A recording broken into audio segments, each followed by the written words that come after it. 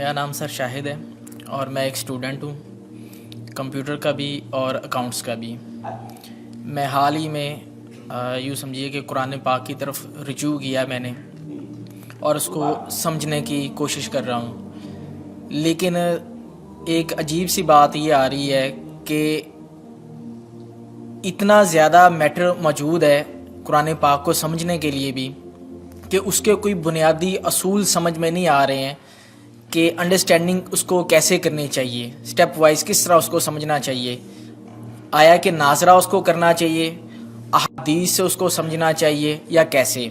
کیونکہ اگر ہم احادیث کو بھی اٹھا لیتے ہیں پڑھتے ہیں تو کچھ علماء کہتے ہیں جی کہ احادیث کے بارے میں بھی یہ ہے کہ کچھ ضعیف ہیں یا حسن ہیں یا اس کا مطلب کسی خاص وقت کے لیے تھا، تو ایک عجیب سا مطلب کہ ذہن کے اندر ایک وہ تلاطم ہو جاتا ہے کہ آدمی کرے کیا کرے، کس طریقے سے اس کو مطلب کہ انڈرسٹینڈ کرنے کی کوشش کرے کہ وہ ایک سیدھی راہ کے اوپر آ جائے کہ اسے قرآن پاک کی بنیادی جو تعلیمات ہیں ان کے اوپر چل کے کم لیکن کامل علم کو حاصل کر سکے۔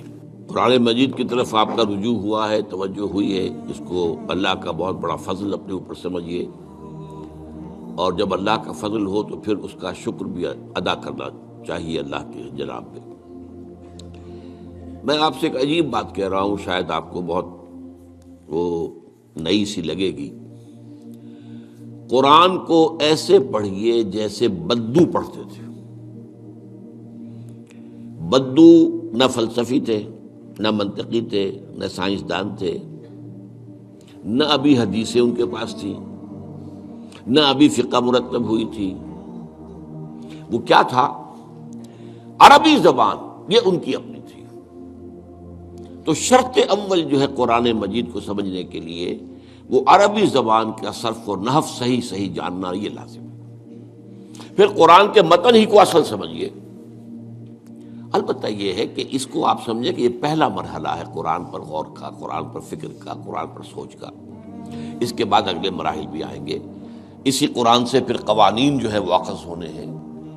اچھا، اس میں بعض سے واقعات ایسے ہیں کہ جو تو ایک تاریخی حیثیت رکھتے ہیں، اب ان میں اس واقعے کے ضمن میں تفصیل میں کہیں کوئی اختلاف ہو گیا تو کوئی حرج واقع نہیں ہوتا۔